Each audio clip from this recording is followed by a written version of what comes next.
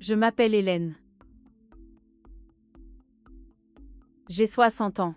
Et ce que je vais vous raconter aujourd'hui changera à jamais la façon dont vous percevez votre propre famille.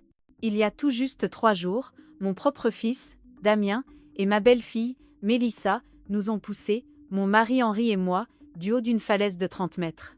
Alors que je gisais là, brisée et en sang, j'ai entendu le murmure désespéré de mon mari, « Hélène, ne bouge pas.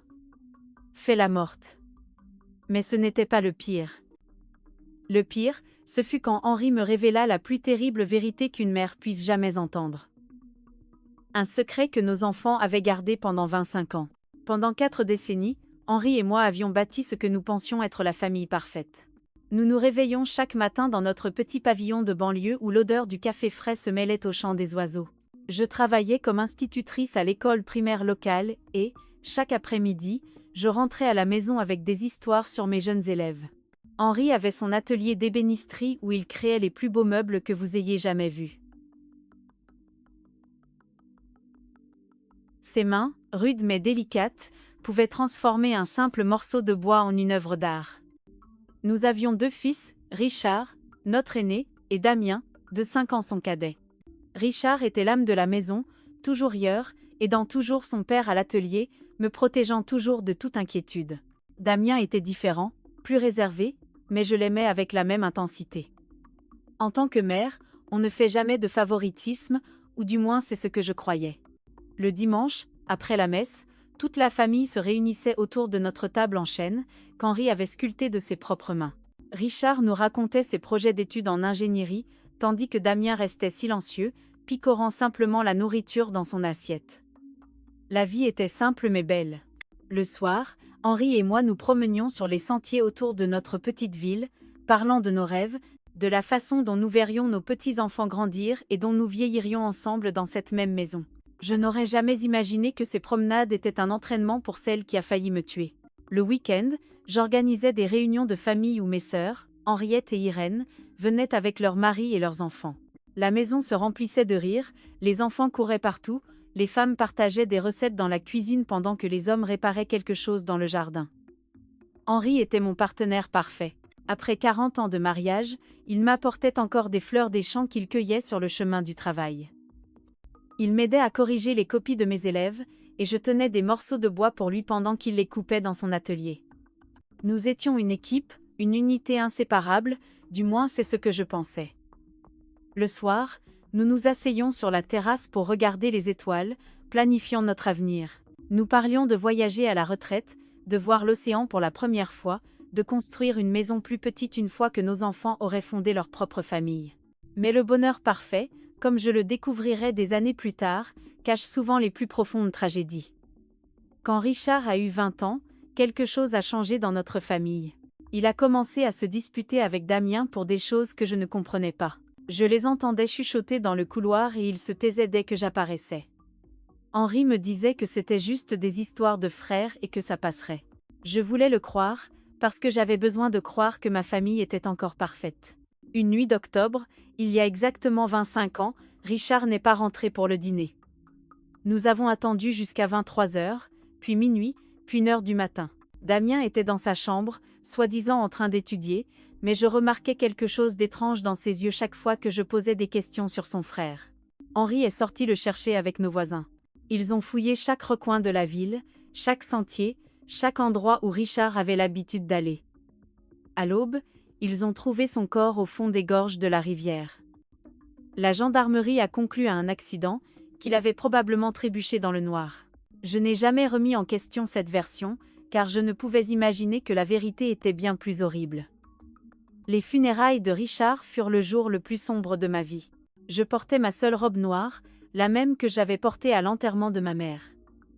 Damien était étrangement calme pour quelqu'un qui venait de perdre son frère aîné. Alors que je pleurais jusqu'à ne plus avoir de larmes, il restait silencieux avec une expression qui, maintenant que je sais, me donne des frissons. Henri n'a pas quitté mon côté de la journée, me soutenant quand mes jambes flageolaient, murmurant des mots de réconfort qui, je le sais maintenant, avaient un goût amer dans sa bouche. Après la mort de Richard, Damien a complètement changé. Il est devenu plus attentionné, plus aimant, comme s'il essayait de compenser quelque chose. Il m'aidait dans les tâches ménagères, accompagnait son père à l'atelier et m'apportait des choses quand il voyait que j'étais triste. Je pensais que c'était sa façon de gérer le deuil, de combler le vide que Richard avait laissé. Comme j'étais naïve. Ce qu'il faisait en réalité, c'était construire un masque parfait pour cacher le monstre à l'intérieur. Les années passèrent, et la blessure ne guérit jamais complètement, mais nous apprîmes à vivre avec. Damien épousa Mélissa, une douce jeune fille de la ville voisine, et il semblait heureux. Ils eurent 2 beaux enfants, et j'ai finalement eu l'impression que la vie nous donnait une seconde chance au bonheur. Mélissa m'appelait « maman » et m'aidait aux tâches ménagères quand il venait nous voir. Damien avait hérité du talent de son père pour l'ébénisterie et avait sa propre entreprise. Tout semblait à nouveau parfait. Mais maintenant, gisant au fond de cette gorge avec les côtes brisées et le goût métallique du sang dans la bouche, je comprends que tout ce bonheur n'était qu'un mensonge soigneusement construit. Les premiers signes que quelque chose n'allait pas ont commencé il y a 6 mois, quand Henri et moi avons décidé de mettre à jour notre testament. Nous avions économisé toute notre vie. Et entre la maison, le terrain que j'avais hérité de mes parents et nos économies bancaires, nous avions près de 200 000 € à laisser à nos enfants et petits-enfants. C'est Damien qui a suggéré que nous allions voir le notaire. « Maman, papa, vous avez 60 ans maintenant. Il est important que tout soit en ordre », nous a-t-il dit avec ce sourire qui me semble maintenant sinistre. Mélissa hochait la tête à côté de lui, me caressant la main avec ses doigts qui, plus tard, me pousseraient vers la mort. « Nous vous aimons tellement, et nous voulons nous assurer que vous êtes protégés », ajouta-t-elle de sa voix douce. Quelle idiote j'ai été d'interpréter ces mots comme un amour sincère. Le notaire, un homme plus âgé nommé Maître Albert, que nous connaissions depuis des années, nous a expliqué les options.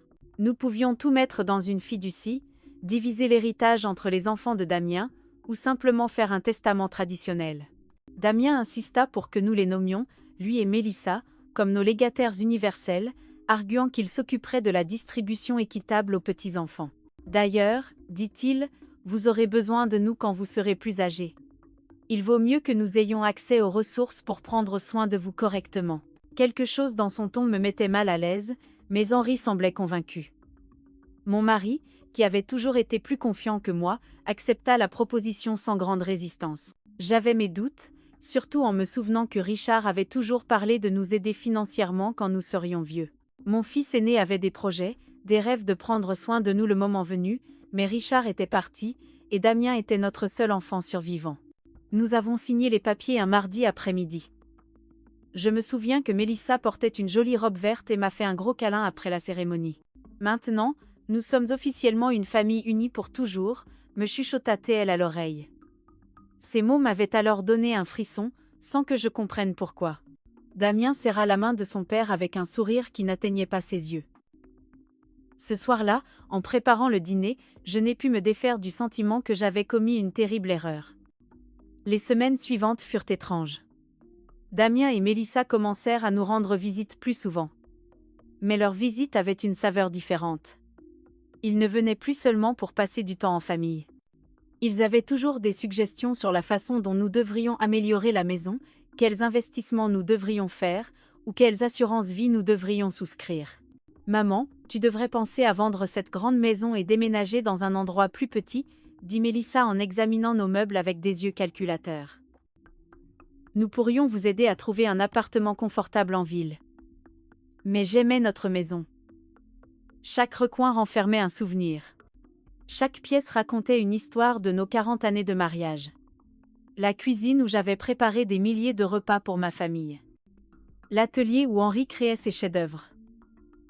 Le jardin où nos enfants et petits-enfants avaient joué. Je ne pouvais imaginer ma vie ailleurs. Quand je leur ai dit cela, j'ai vu une lueur d'irritation dans les yeux de Damien qui m'a glacé le sang. « Maman, tu n'es pas rationnelle », dit-il d'un ton qu'il n'avait jamais utilisé avec moi auparavant. « Cette maison est trop grande pour 2 personnes de votre âge. Si tu tombes dans les escaliers ou s'il se passe quelque chose, nous ne pourrons pas vous aider à temps. » Mélissa hocha vigoureusement la tête, ajoutant, « De plus, l'entretien doit coûter une fortune. Il serait beaucoup plus intelligent de vendre maintenant que le marché immobilier est haut et de déménager dans quelque chose de plus approprié à votre âge. » Henri commença à considérer leurs arguments. Mon mari, qui avait toujours été pratique, commença à parler de la logique derrière leurs suggestions. Mais je ne pouvais me défaire du sentiment qu'il y avait quelque chose de plus derrière toute cette pression. Une nuit, après une autre de ces conversations tendues, j'ai demandé à Henri s'il ne trouvait pas étrange que Damien s'intéresse soudainement autant à nos affaires financières. « Hélène, il se soucie juste de nous », répondit-il en se brossant les dents. « Peut-être devrions-nous considérer ses suggestions. Nous ne sommes plus aussi jeunes qu'avant. » Mais j'ai vu quelque chose dans les yeux de mon mari, une ombre de doute qu'il ne voulait pas reconnaître. Maintenant, je sais qu'Henri avait déjà ses soupçons, qu'il avait commencé à relier des points dont j'ignorais même l'existence. Les choses se sont envenimées quand Damien a suggéré que nous lui donnions une procuration sur nos finances. C'est juste par précaution, expliqua-t-il pendant que Mélissa préparait le thé dans notre cuisine comme si elle était chez elle. Si l'un de vous tombe malade ou a un problème de santé, nous pourrons gérer vos affaires sans complications juridiques. La façon dont il l'a dit si naturellement, si logiquement, m'a presque convaincue. Mais il y avait quelque chose dans son insistance qui me rendait nerveuse. Je n'ai pas pu dormir cette nuit-là. Je suis restée éveillée à regarder le plafond, écoutant la respiration d'Henri à côté de moi, essayant de comprendre pourquoi je me sentais si mal à l'aise. Le lendemain, j'ai décidé d'appeler ma sœur Henriette pour lui demander conseil. Henriette avait toujours été plus perspicace que moi, plus méfiante des intentions des gens. Quand je lui ai parlé de la pression de Damien, elle est restée silencieuse un long moment. « Hélène, dit-elle enfin, ne trouves-tu pas étrange que Damien soit si pressé de contrôler votre argent ? Je veux dire, il a sa propre entreprise. Il s'en sort bien financièrement. Pourquoi aurait-il besoin d'un tel contrôle sur vos finances ?» Ces mots m'ont frappé comme une gifle. Elle avait raison. Damien n'avait jamais semblé avoir de problème financier, n'avait jamais emprunté d'argent, n'avait jamais montré aucun signe de besoin de notre aide financière. Cet après-midi-là, quand Damien est venu pour une autre de ces discussions sur notre avenir, j'ai décidé de le confronter directement. « Mon fils, dis-je alors que nous étions assis dans le salon, pourquoi est-ce si important pour toi d'avoir le contrôle sur nos affaires financières ? Ton père et moi avons encore toute notre tête. » Sa réaction fut immédiate et révélatrice. Son visage se durcit, et pendant un instant, j'ai vu quelque chose dans ses yeux qui me rappelait quelqu'un d'autre, quelque chose de froid, de calculateur et de dangereux. « Maman, ce n'est pas une question de contrôle, » répondit-il d'une voix tendue. « C'est une question d'amour, de sollicitude et de responsabilité familiale. » Mais la façon dont il a dit « responsabilité familiale » sonnait plus comme une menace qu'une expression d'affection. Mélissa, qui était restée silencieuse jusqu'alors, intervint de sa voix douce mais ferme. « Hélène, nous voulons juste ce qu'il y a de mieux pour vous. C'est douloureux de vous voir vous inquiéter pour des choses que nous pourrions facilement gérer. » Cette nuit-là, après leur départ, Henri et moi avons eu notre première dispute sérieuse depuis des années. Il pensait que j'étais paranoïaque, que je cherchais des problèmes là où il n'y en avait pas. J'insistais sur le fait que quelque chose n'allait pas, que le comportement de notre fils avait trop changé. « Henri, dis-je pendant que nous faisions la vaisselle, te souviens-tu de comment était Damien avant la mort de Richard ? Il était différent, plus distant, plus. Je ne sais pas comment l'expliquer, mais il y avait quelque chose en lui qui me faisait peur. » Mon mari arrêta de laver l'assiette qu'il tenait et me regarda fixement. Dans ses yeux, j'ai vu quelque chose que je n'avais jamais vu auparavant. La reconnaissance. « Hélène, dit-il d'une voix très basse, il y a des choses sur la mort de Richard que je ne t'ai jamais dites. » Mon cœur se mit à battre si fort que je crus qu'il allait sortir de ma poitrine. Les mots d'Henri me frappèrent comme un éclair. « Quoi, à propos de la mort de Richard ?» demandai-je d'une voix tremblante. Mon mari s'assit lourdement sur l'une des chaises de la cuisine, à la même table où nous avions partagé des milliers de repas de famille, où Richard faisait ses devoirs et où Damien était toujours resté silencieux. Henri passa ses mains sur son visage comme s'il essayait d'effacer les souvenirs qui le tourmentaient depuis 25 ans. « La nuit où Richard est mort, » commença-t-il d'une voix brisée, « Damien n'était pas dans sa chambre à étudier comme il nous l'avait dit. Je l'ai vu quitter la maison vers 20 heures. Je l'ai suivi parce que quelque chose dans son attitude m'inquiétait.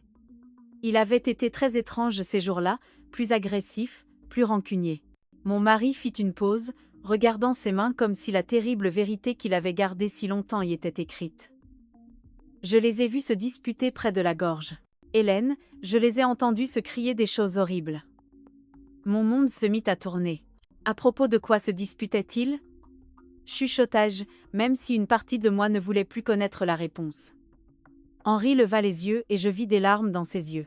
Des larmes qu'il n'avait même pas versées aux funérailles de notre fils aîné. À propos de l'héritage, Hélène. Damien était furieux parce que Richard était l'aîné, parce que selon les traditions familiales, il hériterait de la plupart de nos biens. Mais il y avait autre chose, quelque chose à propos d'argent que Richard avait découvert. Quel argent ? Demandai-je, sentant le sol se dérober sous mes pieds. Henri soupira profondément avant de continuer. 3 jours avant sa mort, Richard est venu me parler à l'atelier. Il avait découvert que Damien volait de l'argent sur le compte d'épargne familiale. De petites sommes au début, puis des sommes plus importantes. Richard avait des preuves. Il enquêtait depuis des mois. Mon esprit refusait de traiter ce que j'entendais. Mon plus jeune fils, celui qui avait été si attentionné après la mort de Richard, celui qui nous aidait et prenait soin de nous volait depuis avant la mort de son frère. Pourquoi ne me l'as-tu jamais dit ? Accusai-je Henri, sentant la trahison se multiplier par 2. Parce que quand je suis arrivé à la gorge cette nuit-là, il était déjà trop tard, répondit-il d'une voix étranglée. J'ai vu Damien debout à côté du corps de Richard. Notre plus jeune fils tremblait, pleurait, et répétait sans cesse. C'était un accident. C'était un accident. Il m'a regardé avec ses yeux désespérés et m'a supplié de l'aider. Papa, a-t-il dit. Richard a trébuché en essayant de me frapper. Je me suis juste défendue et il a perdu l'équilibre. Les larmes coulaient sur mes joues de manière incontrôlable. Mais tu l'as cru, murmurai-je, même si je connaissais déjà la réponse. Henri hocha lentement la tête avec une expression de culpabilité qui le rongeait depuis des décennies. C'était mon fils, Hélène. Mon plus jeune fils demandait mon aide, et Richard était déjà mort. Je ne pouvais pas ramener l'un à la vie en détruisant l'autre. Je pensais que c'était vraiment un accident, que Damien avait appris sa leçon, qu'il deviendrait un homme meilleur après ça. Et l'argent volé ?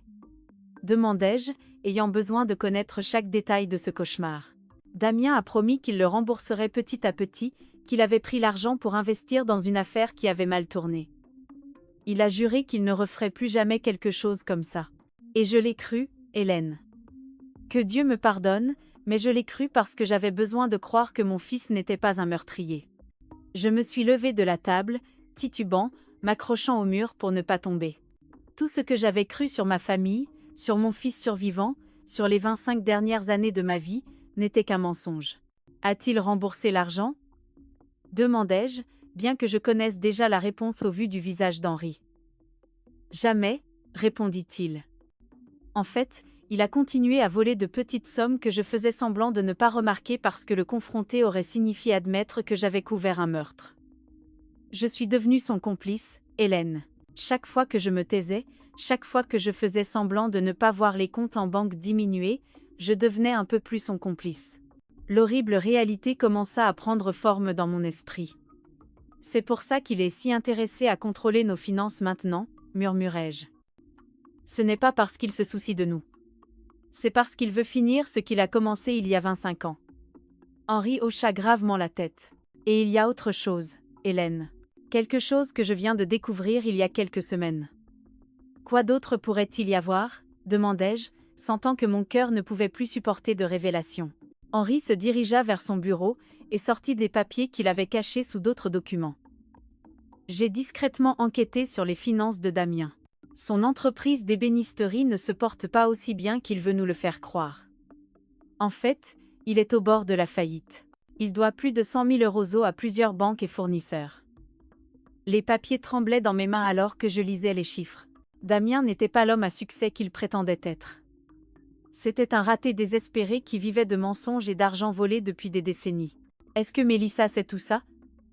Demandai-je, me souvenant de son doux sourire et de ses étreintes aimantes.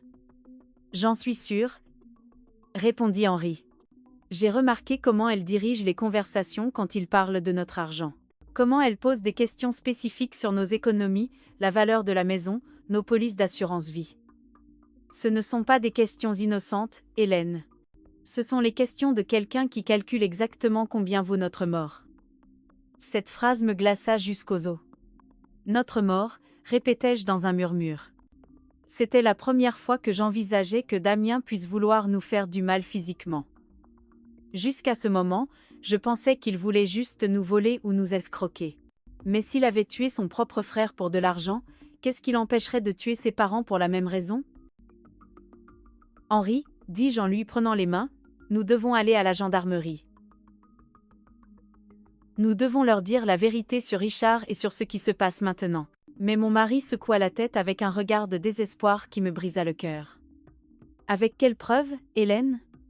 Je suis complice de la dissimulation d'un meurtre. Si je parle maintenant, j'irai en prison aussi. Et d'ailleurs, qui va croire à un vieil homme de 65 ans qui garde ce secret depuis 25 ans? Il avait raison. Alors, on attend juste qu'il nous tue comme il a tué Richard? Nous allons être très prudents, dit Henri, essayant de paraître plus confiant qu'il ne l'était vraiment. Nous allons trouver un moyen de nous protéger, de rassembler des preuves pour... Mais ces mots furent interrompus par la sonnerie du téléphone. C'était Damien. « Salut maman », dit-il de cette voix douce qui me paraissait maintenant sinistre. Mélissa et moi pensions, et nous croyions qu'il serait beau de célébrer votre 40e anniversaire de mariage avec quelque chose de spécial. Que diriez-vous de vous emmener dans ces montagnes dont vous avez toujours parlé le week-end prochain? Nous pourrions faire une randonnée en famille, prendre des photos et passer une journée parfaite ensemble. Mon sang se glaça. Je regardai Henri, qui avait entendu la conversation et avait le même regard de terreur sur son visage. « C'est une idée très gentille, mon fils », réussis-je à répondre d'une voix tremblante. « Mais laisse-nous y réfléchir, et nous te rappellerons demain. » Après avoir raccroché, Henri et moi nous sommes regardés en silence, sachant que nous venions de recevoir une invitation à notre propre exécution. « Les montagnes », murmurai-je. « Il va nous emmener dans les montagnes pour nous tuer et faire passer ça pour un accident. » Henri hocha gravement la tête, tout comme il l'a fait avec Richard à la gorge. Cette nuit-là, nous n'avons pas dormi une minute, nous tenant l'un contre l'autre dans notre lit, planifiant comment nous pourrions nous sauver de notre propre fils. Les jours suivants furent un cauchemar de terreur et de faux-semblants. Henri et moi devions agir comme si de rien n'était quand Damien et Mélissa venaient nous rendre visite, souriant quand ils parlaient de l'excursion en montagne, hochant la tête quand ils nous disaient avec enthousiasme qu'ils allaient passer du temps en famille. Mais à l'intérieur, chaque fibre de mon être criait de peur. Je savais que je regardais dans les yeux les assassins de mon fils aîné, et que maintenant ils prévoyaient de faire la même chose à moi et à mon mari. Mélissa arriva le mercredi après-midi avec un sac de course et ce sourire radieux qui ressemblait maintenant au rictus d'un démon. « Hélène, ma chérie » dit-elle en me serrant dans ses bras, ces mêmes bras qui me pousseraient bientôt vers la mort. J'ai acheté quelques provisions pour notre aventure en montagne.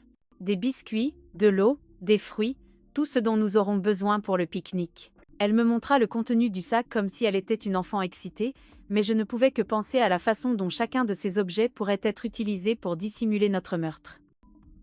J'ai aussi apporté mon nouvel appareil photo, ajouta-t-elle en sortant un appareil numérique coûteux. Je veux capturer chaque instant de cette journée spéciale. Ce seront des photos que nous chérirons pour toujours. L'ironie de ces paroles me rendit malade. La seule photo qu'elle prendrait serait celle de nos corps brisés au fond d'une falaise, si jamais quelqu'un nous trouvait. Damien apparut derrière elle, portant un sac à dos de randonnée flambant neuf. « Papa » dit-il à Henri avec un enthousiasme fin. « J'ai acheté tout l'équipement nécessaire pour une randonnée en toute sécurité.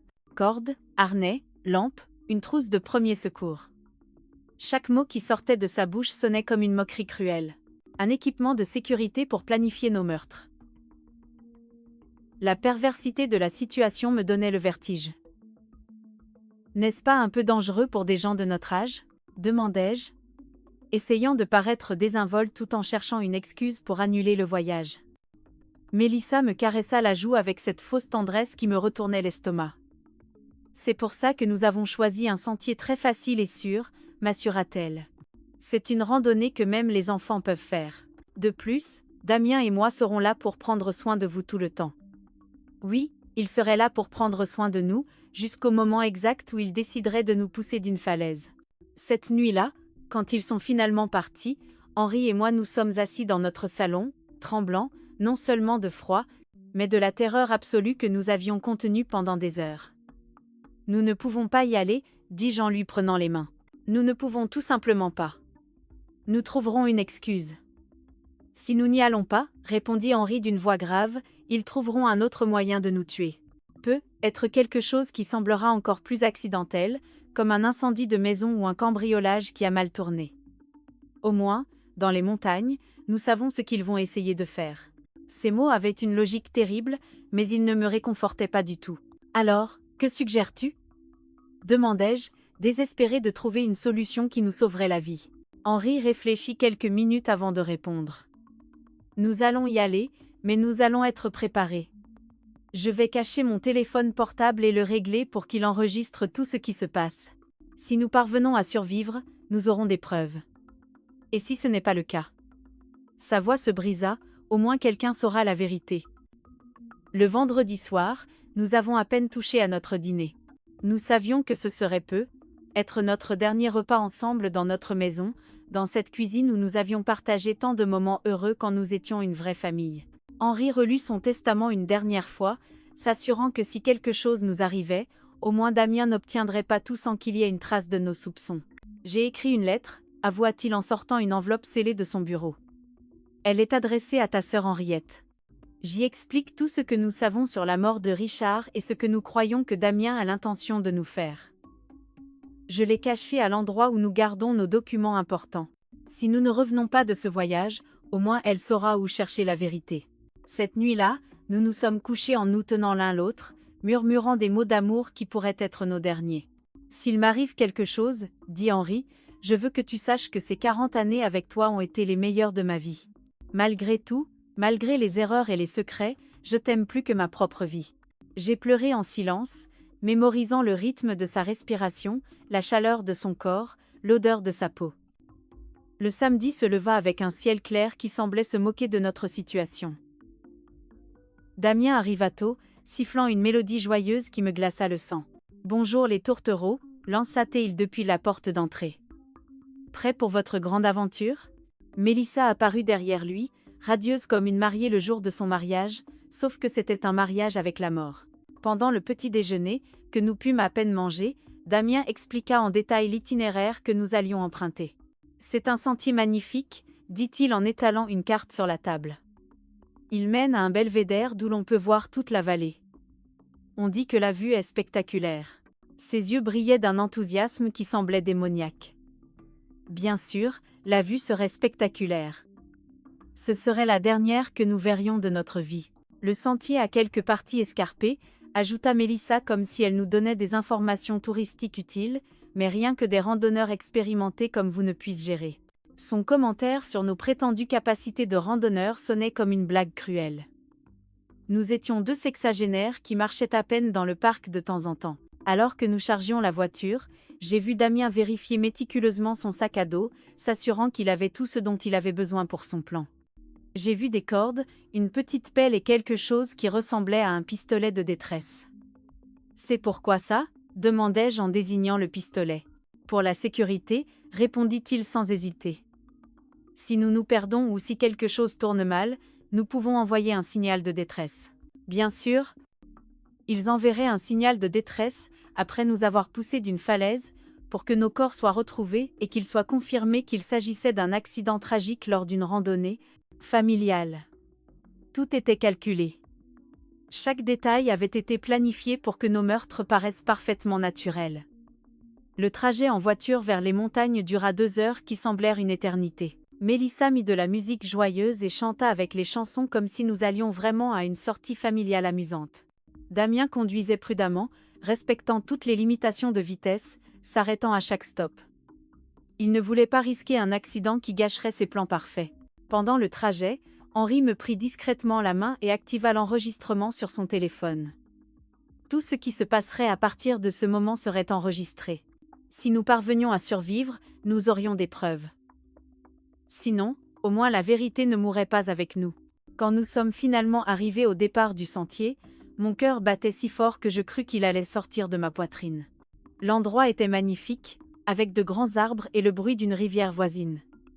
Mais pour moi, c'était devenu le décor de ma propre exécution. Damien et Mélissa sortirent leur sac à dos de la voiture, souriant et plaisantant comme si c'était le plus beau jour de leur vie. « Prêt pour l'aventure ?» demanda Damien. Et pour la première fois en 25 ans, j'ai vu dans ses yeux la même lueur froide qu'il avait eue la nuit où il avait tué son frère. Le sentier commençait de manière relativement facile, serpentant entre des arbres luxuriants et des rochers couverts de mousse. Mélissa marchait devant nous, prenant constamment des photos et commentant la beauté du paysage. « Regardez ces fleurs sauvages !» s'exclama-t-elle en désignant des buissons pleins de fleurs jaunes, et ce bel oiseau. Sa performance était parfaite, celle d'une belle fille aimante profitant d'une journée spéciale avec ses beaux-parents. Damien marchait derrière nous, soi-disant pour s'assurer que nous ne restions pas à la traîne. Mais je pouvais sentir ses yeux sur notre dos comme des poignards. Chaque fois que je me retournais pour le regarder, il souriait de ce sourire qu'il avait perfectionné pendant 25 ans de mensonges. « Comment allez-vous, maman et papa ?» demandait-il avec une fausse préoccupation. « Besoin de vous arrêter pour vous reposer ?» Après 1 heure de marche, nous avons commencé à gravir une partie plus raide du sentier.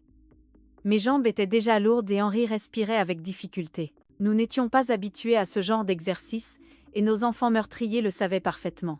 Ils avaient choisi un itinéraire qui nous épuiserait physiquement, nous rendant vulnérables pour le moment où ils mettraient leur plan à exécution. « Nous sommes presque au belvédère », annonça Mélissa. Bien que d'après la carte que j'avais vue à la maison, il nous restait encore au moins 1 heure de marche, son mensonge confirmait qu'il n'avait pas l'intention d'atteindre le vrai belvédère. L'endroit où il comptait nous tuer devait être beaucoup plus proche. Pendant la randonnée, j'essayais de mémoriser chaque détail du sentier, chaque arbre, chaque rocher qui pourrait servir de référence si je parvenais à survivre et que je devais expliquer à la police où tout s'était passé. Henri faisait de même. Et nous échangions parfois des regards chargés de terreur et de détermination. Nous savions que nous marchions vers notre mort, mais nous savions aussi que c'était notre seule chance d'obtenir des preuves contre nos assassins. « Oh, regardez ça !» cria soudain Mélissa, en désignant une formation rocheuse qui se dressait sur notre droite. « Cette falaise a une vue incroyable. Pourquoi ne monterions-nous pas là? Oh, pour prendre des photos spéciales?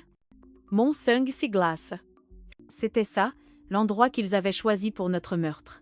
La falaise s'élevait à environ 30 mètres au-dessus du sentier principal, accessible par un chemin secondaire qui semblait beaucoup plus dangereux que celui que nous suivions. Les rochers étaient instables, il y avait moins d'arbres auxquels se raccrocher en cas de faux pas. Et du sommet, on pouvait voir un précipice qui tombait dans une gorge profonde pleine de rochers déchiquetés. « Je ne sais pas si c'est une bonne idée, » dis-je en essayant de paraître désinvolte. Ce sentier a l'air assez dangereux pour des gens de notre âge. Mais Damien avait déjà commencé à marcher vers l'embranchement, portant son sac à dos plein d'équipements de sécurité que je savais qu'il n'utiliserait pas pour nous sauver. « Allez, maman », dit-il de cette voix qu'il utilisait quand il était enfant et voulait me convaincre de quelque chose. « Ça ne prendra que quelques minutes. De plus, Mélissa a raison. Les photos de là, vont être spectaculaires. » La façon dont il a dit spectaculaire me fit trembler. Elles seraient spectaculaires pour quiconque les verrait après, comme preuve de notre accident. Henri me serra discrètement la main, me rappelant que son téléphone enregistrait tout. Nous devions continuer.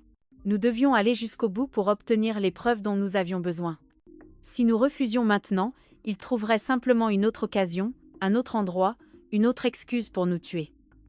La montée vers la falaise fut épuisante. Les rochers instables glissaient sous nos pieds, et plus d'une fois j'ai failli tomber. Mais le plus terrifiant était de réaliser à quel point cet endroit était parfait pour un meurtre. Si quelqu'un trébuchait accidentellement et tombait du sommet, il n'y aurait aucun moyen de survivre. Et surtout, il n'y aurait aucun témoin. « On y est presque !» cria Mélissa d'en haut, où elle était déjà arrivée avec l'agilité de quelqu'un qui avait planifié cet itinéraire avec soin. Damien la suivit, puis aida Henri et moi à gravir les derniers mètres. Ses mains sur mes bras me semblaient être les griffes d'un vautour. Le belvédère était en effet spectaculaire. De là, on pouvait voir toute la vallée, les montagnes au loin et la rivière qui serpentait à travers les arbres. Dans toute autre circonstance, cela aurait été un beau moment à partager en famille. Mais sachant ce que je savais, l'endroit semblait être le décor parfait pour un cauchemar. « Venez ici pour les photos », cria Mélissa en se positionnant près du bord de la falaise. Je veux que la vallée soit en arrière-plan. Henri et moi nous sommes approchés lentement, chaque pas nous rapprochant de notre destination finale. Je pouvais voir Damien se positionner stratégiquement derrière nous, calculant les angles, mesurant les distances. « Parfait !» s'exclama Mélissa en levant son appareil photo. « Maintenant, serrez-vous dans les bras et souriez. Henri et moi nous sommes enlacés, probablement pour la dernière fois, pendant qu'elle prenait photo après photo. Chaque flash de l'appareil semblait être un éclair annonçant la tempête qui allait arriver. « Prends-en une autre ?» suggéra Damien en se rapprochant de nous. Mais cette fois, reculez un peu pour que le paysage soit plus beau. Un pas en arrière signifiait être exactement au bord du précipice. Henri et moi avons échangé un regard. Le moment était venu. Nous avons reculé comme on nous l'avait dit, sentant le sol solide disparaître sous nos pieds et seul le vide de l'abîme restait derrière nous. Mélissa leva l'appareil photo une fois de plus, mais cette fois je vis quelque chose de différent dans ses yeux. Il n'y avait plus besoin de faire semblant.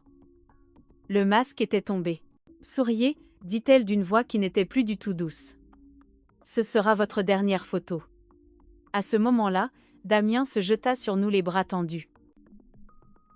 Le plan était simple, nous pousser en arrière pour que nous tombions dans le vide, prendre quelques photos de l'accident, puis descendre pour découvrir nos corps brisés. Mais Henri s'était préparé à ce moment. À la dernière seconde, il réussit à attraper le poignet de Damien et à le tirer vers l'avant. « Si nous devons mourir, tu viens avec nous » cria-t-il avec une fureur que je ne lui avais jamais vue. Pendant un instant, nous étions tous les quatre en équilibre au bord de la falaise, nous agrippant les uns aux autres dans une danse macabre entre la vie et la mort.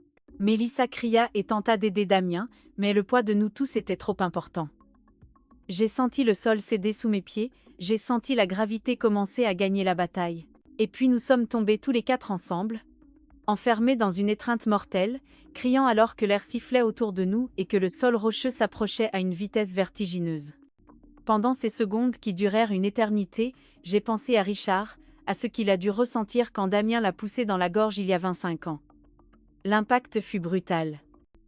J'ai entendu le son horrible des os qui craquent, le son de mon propre corps se brisant contre les rochers. La douleur était indescriptible.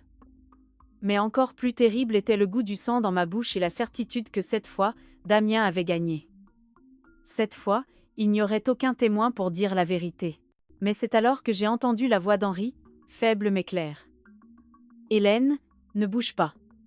Fais la morte. » Et j'ai réalisé quelque chose d'incroyable. J'étais encore en vie. La douleur était si intense que je crus que j'allais devenir folle. Chaque fibre de mon corps criait d'agonie. Je sentais le sang couler sur mon visage et quelque chose d'humide et de collant imprégner mes vêtements. Mais la voix d'Henri résonnait dans mes oreilles comme un ordre divin, « Fais la morte. » Avec une volonté que je ne me connaissais pas, je suis restée complètement immobile, contrôlant même ma respiration pour qu'elle soit imperceptible. À quelques mètres de là, j'entendais les gémissements de douleur de Damien et Mélissa.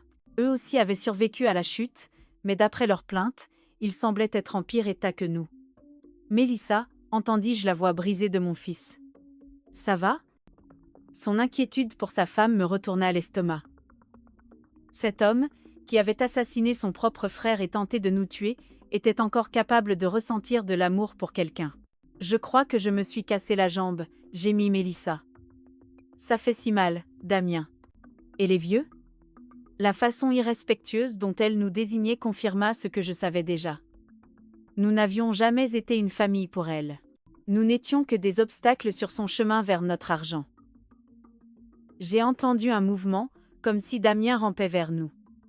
Mon cœur battait si vite que j'avais peur qu'il l'entende. « Ils sont morts », annonça-t-il après quelques minutes qui semblèrent des heures. Ils ont tous les deux les yeux ouverts, mais ils ne respirent pas. Son mensonge me remplit d'un étrange espoir. S'ils nous croyaient morts, peut-être aurions-nous une chance. Parfait, chuchota Mélissa avec une satisfaction qui me glaça le sang. Ça a marché comme prévu. Enfin, sauf la partie où nous sommes tombés aussi, j'entendis son rire amer. Au moins, nous n'aurons plus à faire semblant de les aimer. Pendant les minutes qui suivirent, qui semblèrent une éternité, Damien et Mélissa discutèrent de leur situation. Tous deux étaient blessés, mais ils pouvaient bouger. Le plan était maintenant de ramper jusqu'à trouver un endroit d'où ils pourraient appeler les secours, puis de raconter l'histoire de leur survie miraculeuse à un accident tragique qui avait coûté la vie à leurs pauvres parents.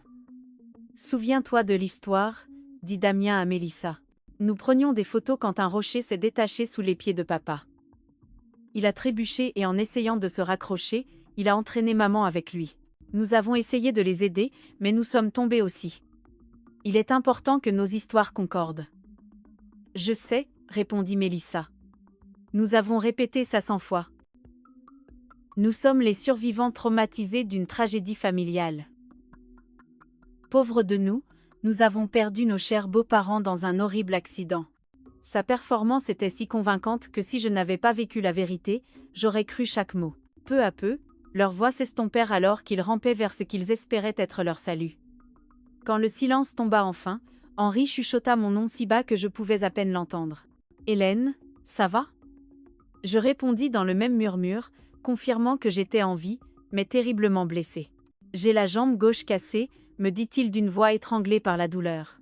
« Et je pense que j'ai quelques côtes fracturées. »« Et toi ?» Je fis un inventaire mental de mon corps. Je sentais une douleur lancinante dans mon bras droit. Ma tête me lançait comme si quelqu'un la frappait avec un marteau, et il y avait définitivement quelque chose qui n'allait pas avec mon épaule. Mais j'étais en vie. Et c'était plus que ce que j'avais espéré. « Nous sommes mal en point, mais nous sommes en vie, » chuchotai-je. Il a enregistré, mais il n'y a pas de réseau ici en bas.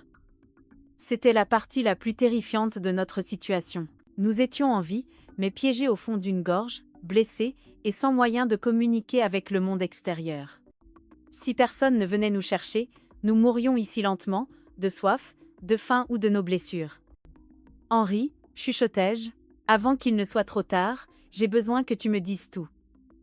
Tout ce qui s'est vraiment passé la nuit où Richard est mort. » Mon mari soupira profondément, comme s'il attendait ce moment depuis 25 ans.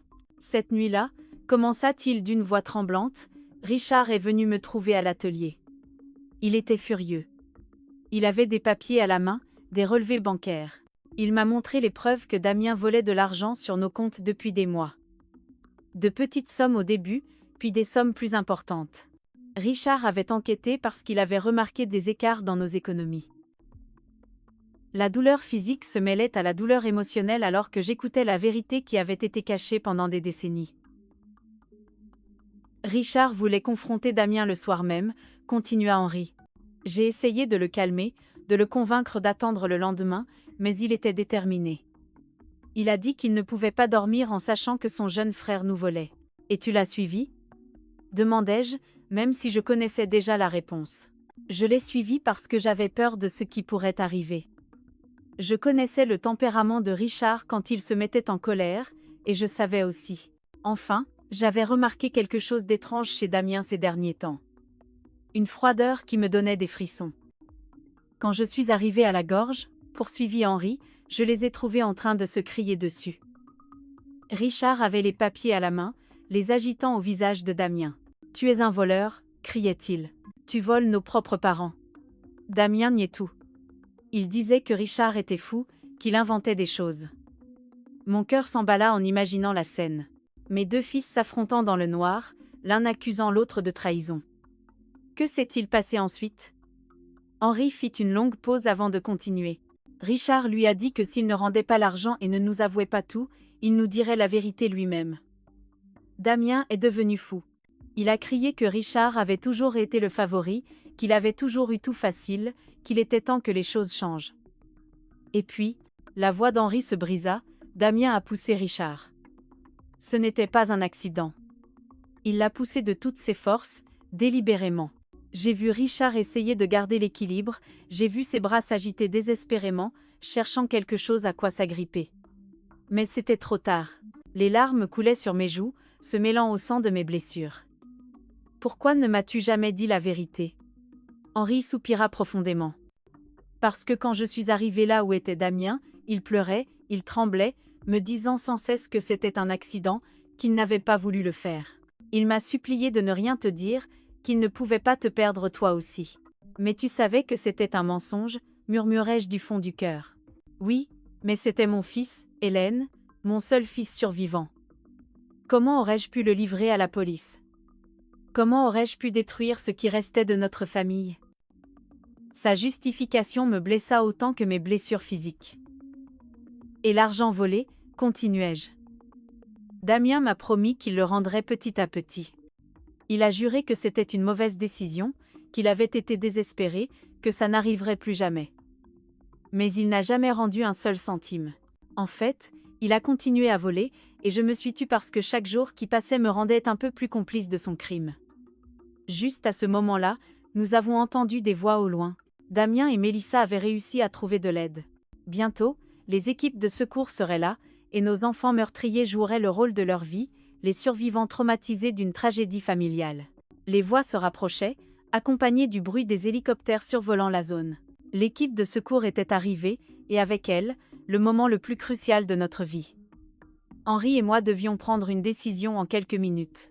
Devions-nous continuer à faire semblant d'être morts jusqu'à ce que nous trouvions l'occasion parfaite de révéler la vérité, ou risquer d'être secourus en même temps que nos assassins? Hélène, chuchota Henri avec urgence, le téléphone a tout enregistré ce qui s'est passé là, oh. Nous avons l'aveu de Mélissa sur le plan. Nous avons Damien qui admet que nous sommes des obstacles. Nous avons tout. Mais s'ils nous trouvent vivants maintenant, ils peuvent détruire les preuves avant que nous ne parvenions à les remettre aux autorités. Il avait raison.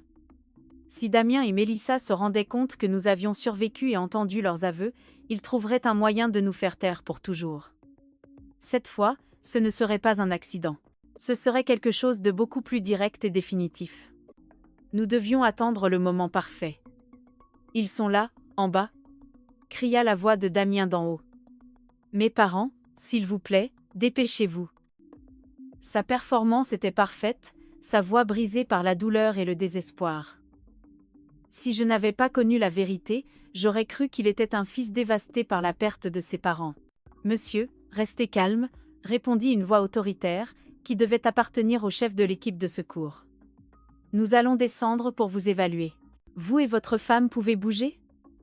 J'entendis le bruit des cordes et du matériel qu'on préparait pour la descente. Mélissa avait perfectionné son rôle de veuve éplorée. Je n'arrive pas à croire que c'est arrivé, sanglotait-elle. Nous prenions des photos, si heureux. Tout s'est passé si vite. Un rocher s'est détaché et ils sont tombés. Chaque mot était un coup de poignard dans mon cœur, car je savais qu'elle répéterait ces mêmes mots à la police, aux médias, à quiconque voudrait entendre sa version des faits. Les sauveteurs commencèrent à descendre. J'entendais leurs voix se rapprocher, le bruit de leurs bottes contre la roche, le cliquetis de leur équipement. Henri me serra discrètement la main, me rappelant que nous devions maintenir la comédie quoi qu'il arrive. « Ils sont là !» cria l'un des sauveteurs en nous trouvant. Nous avons 2 personnes au fond de la gorge. Il s'approcha de nous et commença à nous examiner. Je gardais les yeux fermés et ma respiration si faible qu'elle était presque imperceptible. Je sentis ses mains chercher un pouls sur mon cou, son oreille près de ma bouche, essayant de détecter une respiration. Celui-ci a encore un pouls faible, annonça-t-il en parlant d'Henri. La femme? Je ne suis pas sûre. J'ai besoin de l'équipe médicale ici immédiatement. Mon cœur s'emballa. Le plan fonctionnait. Il croirait qu'Henri était au bord de la mort, mais encore en vie, tandis que je serais assez proche de la mort pour ne pas être une menace immédiate. Pendant les minutes qui suivirent, qui semblèrent des heures, les secouristes s'occupèrent de nous. Je les sentis me mettre un masque à oxygène, vérifier mes blessures et m'attacher à une civière. Pendant tout ce temps, je devais lutter contre chaque instinct de mon corps qui me criait d'ouvrir les yeux, de demander de l'aide, d'arrêter de faire semblant.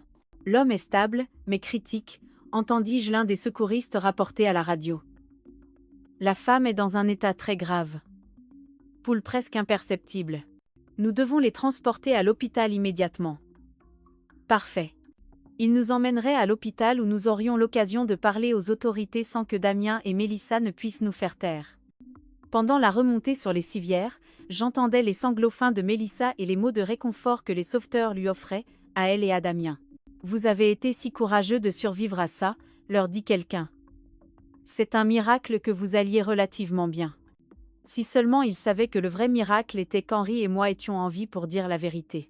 Dans l'hélicoptère médical, alors que nous volions vers l'hôpital, je pouvais sentir la présence d'Henri sur la civière à côté de la mienne.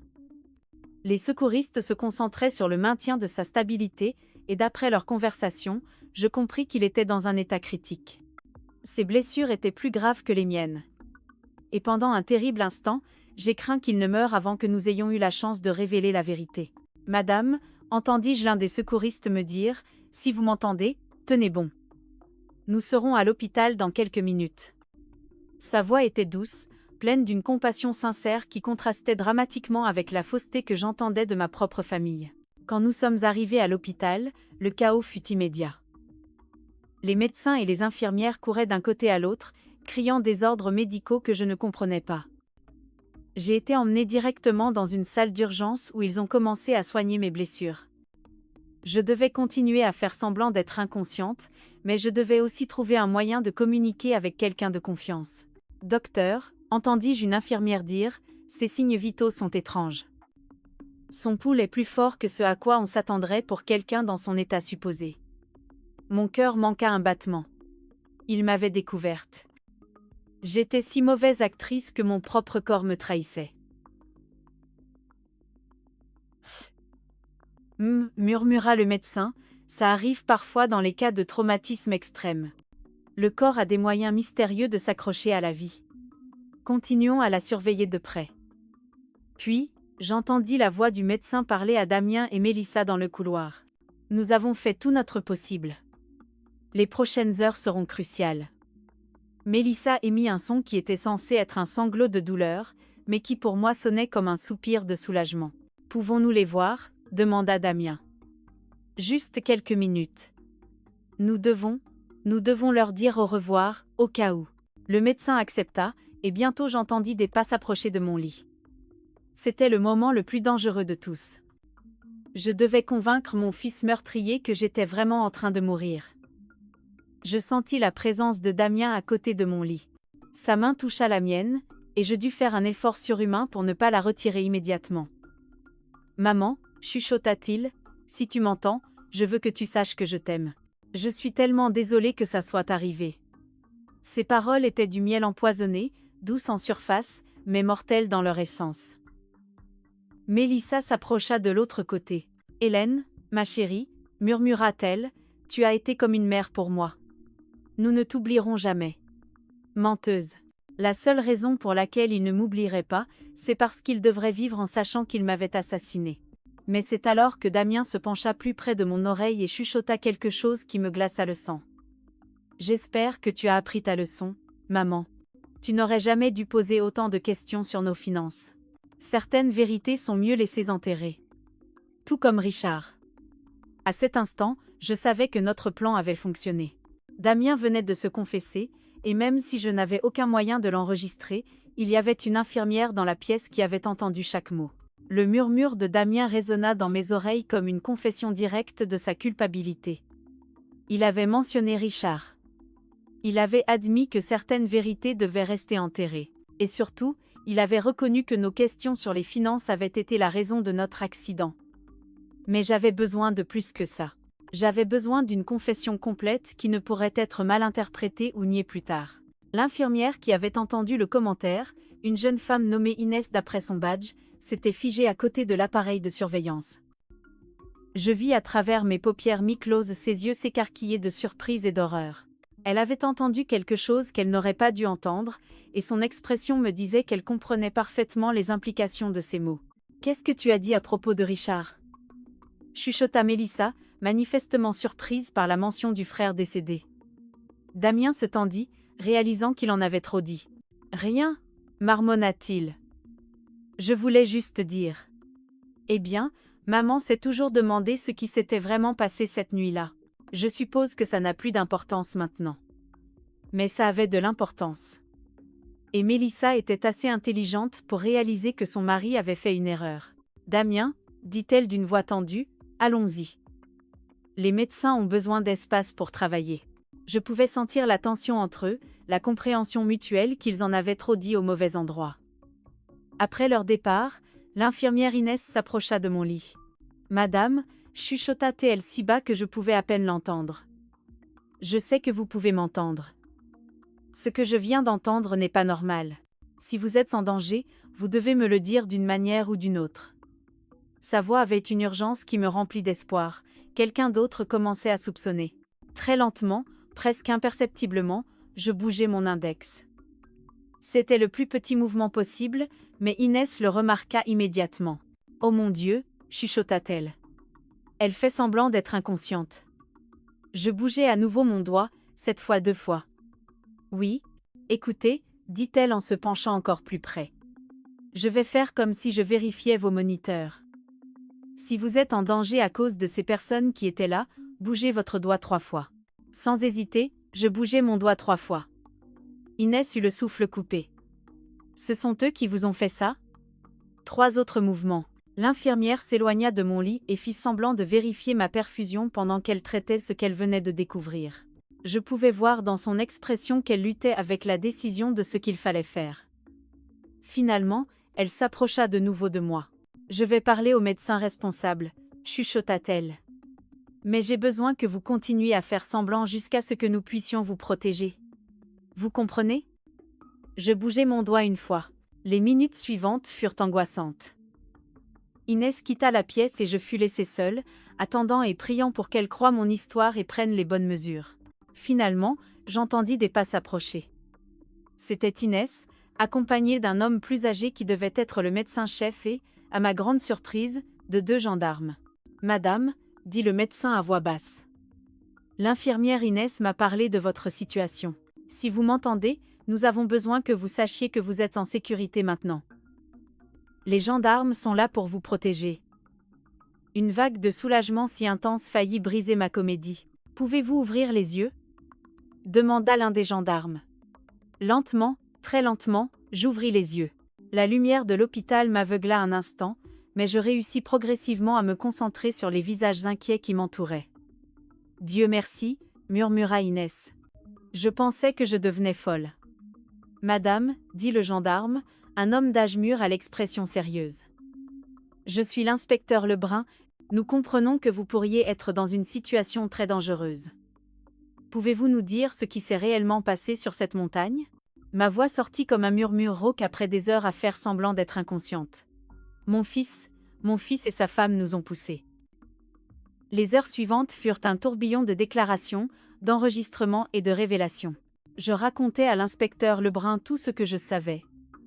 La mort de Richard, les vols de Damien, la pression pour changer notre testament, et finalement le plan pour nous assassiner sur la montagne. Mais le plus important était l'enregistrement sur le téléphone d'Henri. « Votre mari a enregistré des preuves ?» demanda l'inspecteur, les yeux brillants. « Oui, » répondis-je. « Tout est sur son téléphone. Les aveux, les plans, tout. » L'inspecteur se rendit immédiatement dans la chambre où Henri était soigné. Henri avait repris connaissance 1 heure après moi, et quand l'inspecteur lui expliqua la situation, il lui tendit son téléphone sans hésiter. « Voici tout, » dit-il d'une voix faible mais ferme. 25 ans de mensonges et la vérité sur ce qui s'est passé aujourd'hui. Pendant que les techniciens de la police analysaient l'enregistrement, Damien et Mélissa restaient dans la salle d'attente, jouant leur rôle de membres de la famille dévastée aux autres visiteurs de l'hôpital. Ils n'avaient aucune idée que leur performance soignée était sur le point de prendre fin pour toujours. « L'enregistrement est clair », annonça l'inspecteur après 1 heure. « Nous avons des aveux explicites sur le meurtre de Richard, des admissions sur le vol d'argent et des preuves directes de tentative d'assassinat prémédité contre vous deux. C'est plus que suffisant pour les arrêter. » « Mais allez-vous les arrêter ici ?» demandai-je, inquiète pour notre sécurité. « S'ils se rendent compte que nous sommes vivants et que nous parlons. » L'inspecteur hocha la tête, comprenant mon inquiétude. « Nous avons déjà des agents en position. Dès que nous aurons le mandat d'arrêt signé, nous les interpellerons. En attendant, vous êtes tous les 2 sous protection policière. » L'ironie de la situation ne m'échappa pas. Damien et Mélissa étaient en bas, probablement en train de parler à d'autres proches de patients, recevant des condoléances pour nos morts, planifiant comment gérer nos funérailles et notre héritage. Ils n'avaient aucune idée qu'à l'étage, dans les chambres d'hôpital, nous étions en train de démolir leur monde de mensonges soigneusement construit. « Y a-t-il autre chose ?» dit l'inspecteur en sortant un dossier. « Après avoir entendu votre histoire, nous avons enquêté sur les finances de votre fils. Non seulement il est en faillite, comme vous le soupçonniez, mais il doit aussi de l'argent à des gens très dangereux, des prêteurs non officiels qui n'acceptent pas les excuses. » Mon sang se glaça. « Vous voulez dire que nous n'étions pas seulement gênants pour lui ? » Il l'a confirmé, dit l'inspecteur. « Vous étiez son seul salut. Avec votre héritage, il pouvait rembourser ses dettes et recommencer. Sans vous, il serait probablement mort dans quelques semaines. Cette révélation ajouta une nouvelle dimension à la trahison. Il ne nous avait pas seulement vus comme des obstacles. Il nous avait vus comme sa bouée de sauvetage financière.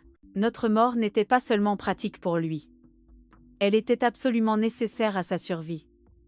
Et qu'arrivera-t-il à nos petits-enfants? Demandai-je, ressentant une nouvelle vague de douleur à la pensée des enfants innocents de Damien et Mélissa. Les services sociaux en prendront la garde temporaire, répondit doucement l'inspecteur. Mais si je comprends bien, vous pourriez demander la garde une fois que vous serez remis de vos blessures. L'idée d'élever les enfants de nos propres assassins était écrasante, mais c'était aussi le seul moyen de s'assurer que quelque chose de bon sortirait de ce cauchemar. Ces enfants étaient innocents et ils méritaient une chance de grandir dans un foyer où l'amour était réel, et non feint. C'est l'heure, annonça l'inspecteur lorsqu'un agent entra dans la pièce avec des papiers à la main. Les mandats sont signés. Nous allons les arrêter maintenant. Par la fenêtre de ma chambre qui donnait sur le parking de l'hôpital, je pouvais voir des gendarmes se positionner discrètement. Le moment que j'attendais depuis 25 ans était enfin arrivé. Damien Dubois et Mélissa Dubois, entendis-je la voix ferme de l'officier responsable. Vous êtes en état d'arrestation pour l'assassinat de Richard Dubois et la tentative d'assassinat d'Hélène et Henri Dubois. Le silence qui suivit fut assourdissant. Puis la voix hystérique de Mélissa. De quoi parlez-vous? Nous sommes les victimes ici. Nos beaux-parents sont morts dans un accident. Madame, répondit calmement l'officier. Vos beaux-parents sont vivants et ils ont fourni des preuves complètes de vos crimes. Il y eut un moment de silence absolu, suivi d'un cri de désespoir de Damien. C'est impossible, nous les avons vus mourir. Ils étaient morts. Sa confession involontaire fut capturée par les enregistreurs de la police, ajoutant une autre pièce à conviction à leur dossier. Par la radio, j'entendis Mélissa commencer à blâmer Damien. C'était toute son idée. Je ne voulais rien faire de tout ça. Il m'a forcé. Et Damien, en désespoir de cause, hurla, « C'est toi qui as suggéré la falaise. Tu as tout planifié. » En quelques minutes, l'alliance qui avait duré des années s'effondra alors que chacun essayait de sauver sa propre peau. L'inspecteur Lebrun revint dans ma chambre une heure plus tard avec une expression de satisfaction mêlée de tristesse. « Ils sont arrêtés et en route pour la gendarmerie », m'informa-t-il. Ils essaient tous les deux de se rejeter la faute, ce qui ne fait que renforcer notre dossier. Mais il y a autre chose que je dois vous dire. Quoi d'autre? Demandai-je, bien que je ne sois pas sûr que mon cœur puisse supporter d'autres révélations. Pendant l'arrestation, nous avons trouvé ceci dans le sac à dos de votre fils, dit-il en me montrant un petit enregistreur numérique. Apparemment, il enregistrait ses conversations avec vous et votre mari depuis quelques semaines, probablement à la recherche de preuves que vous soupçonniez quelque chose. Mon sang se glaça. Qu'est-ce que ça signifie? L'inspecteur soupira. Ça signifie qu'il savait que vous commenciez à découvrir la vérité. Le voyage à la montagne n'était pas une décision spontanée. C'était une réponse directe à vos soupçons. Dans l'un des enregistrements, on entend clairement Mélissa lui dire « Nous devons agir vite avant qu'il n'aille à la gendarmerie. » La profondeur de la planification et la froideur du calcul me coupèrent le souffle. Ils n'avaient pas seulement prévu de nous tuer. Ils avaient surveillé nos conversations, évaluant le niveau de danger que nous représentions pour eux. Nous étions des souris dans un labyrinthe, et ils avaient été les scientifiques observant chacun de nos mouvements. Il y a autre chose, continua l'inspecteur, que nous avons trouvé dans l'enquête sur ses finances. Votre fils ne devait pas seulement de l'argent à des prêteurs dangereux, mais il avait aussi falsifié votre signature sur plusieurs documents pour tenter d'accéder à vos comptes bancaires. Si vous étiez mort sur cette montagne, il aurait eu un accès immédiat à toutes vos ressources. Chaque nouvelle révélation était comme un autre coup de poignard. Mon propre fils n'avait pas seulement prévu de m'assassiner, il m'avait activement volé, falsifiant ma signature et violant tous les principes de confiance familiale que j'avais essayé de lui inculquer. Combien d'argent a-t-il volé au total? Demandai-je, bien que je ne sois pas sûr de vouloir savoir. Environ 50 000 € au cours des 5 dernières années, répondit l'inspecteur. De petites sommes qu'il pensait que vous ne remarqueriez pas, mais qui, une fois additionnées, représentent une somme importante. L'argent qu'Henri et moi avions économisé pendant des décennies de travail acharné, sou par sou, avait financé la vie de luxe de notre fils pendant qu'il planifiait notre meurtre. Les jours suivants à l'hôpital furent un tourbillon d'interrogatoires de police, de visites d'avocats et d'appels de médias qui s'étaient emparés de l'histoire. La presse locale avait titré l'affaire « La plus horrible trahison familiale de la décennie » et des journalistes de tout le pays voulaient entendre notre version des faits. Ma sœur Henriette arriva de la ville voisine, en pleurs, me serrant dans ses bras comme si elle ne m'avait pas vue depuis des décennies. « Hélène » répétait-elle sans cesse, « j'ai toujours su qu'il y avait quelque chose d'étrange chez Damien après la mort de Richard, mais je n'aurais jamais imaginé qu'il était capable de ça. » Ces mots me réconfortèrent car ils confirmaient que mes instincts maternels n'avaient pas été complètement aveugles. « Et les enfants ?» demandai-je à propos de mes petits-enfants qui étaient maintenant sous la garde temporaire des services sociaux. « Je les ai vus hier », répondit tristement Henriette. « Ils sont confus, ils demandent pourquoi leurs parents ne peuvent pas rentrer à la maison. Ils sont trop jeunes pour comprendre ce qui s'est réellement passé. » L'avocat que nous avions engagé, le même maître Albert qui avait préparé notre testament, vint nous voir avec des nouvelles sur la procédure judiciaire. « Le dossier est solide », nous assura-t-il. Avec les enregistrements, les aveux lors de l'arrestation et toutes les preuves financières, il est presque impossible qu'ils échappent à des condamnations importantes. Mais il ajouta ensuite quelque chose qui me glaça le sang. Cependant, ils essaient de négocier un plaidé coupable moindre en affirmant qu'il s'agissait d'un crime passionnel et non prémédité. « Un crime passionnel ?» m'exclamai-je, indigné. « Ils ont planifié ça pendant des semaines, acheté du matériel spécial et choisi l'endroit parfait. » Albert hocha gravement la tête. « Je sais, et nous avons les preuves de la préméditation, mais leurs avocats vont plaider que c'était une décision désespérée prise sous une pression financière extrême. L'idée qu'ils puissent bénéficier de peines réduites pour leurs crimes me remplit de fureur. Ils avaient assassiné Richard. Ils avaient tenté de nous assassiner. Ils nous avaient volé notre argent pendant des années, et maintenant ils voulaient se présenter comme des victimes des circonstances. Que pouvons-nous faire pour nous assurer qu'ils obtiennent ce qu'ils méritent ? Demandai-je. Témoigner, répondit simplement Albert. Votre témoignage, combiné à toutes les preuves, sera crucial pour que le jury comprenne la véritable nature de ces crimes. Mais je vous préviens, ce sera émotionnellement dévastateur de faire face à votre fils au tribunal. Il avait raison.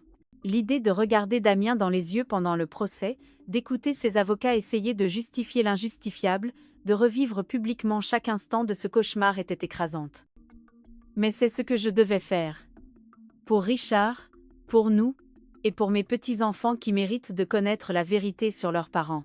3 semaines après l'arrestation, Henri et moi avons enfin pu rentrer chez nous. Nos blessures avaient suffisamment guéri pour nous permettre de nous déplacer, bien qu'il ait encore besoin de béquilles et que j'ai le bras en écharpe. La maison semblait étrange, comme si c'était le décor d'une pièce de théâtre après que tous les acteurs soient partis. Tout était exactement comme nous l'avions laissé le jour de notre sortie en famille. La vaisselle du petit déjeuner était encore dans l'évier. Le lit était défait.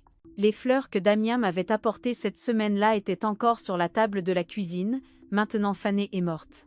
C'était comme si le temps s'était arrêté au moment où nos vies normales avaient pris fin pour toujours. « Penses-tu que nous serons un jour de nouveau heureux ?» demandai-je à Henri cette première nuit de retour, alors que nous étions allongés dans notre lit familier. Il me serra dans son bras valide et soupira profondément. « Je ne sais pas, Hélène, dit-il. Mais nous sommes en vie. Nous avons la vérité de notre côté, et pour la première fois en 25 ans, nous n'avons pas à vivre avec des secrets. » Le procès commença 6 mois plus tard. Le jour où j'ai dû témoigner, j'ai regardé Damien droit dans les yeux pour la première fois depuis l'arrestation. Je n'ai vu aucun remords, aucune douleur. Je n'ai pas vu le fils que j'avais élevé.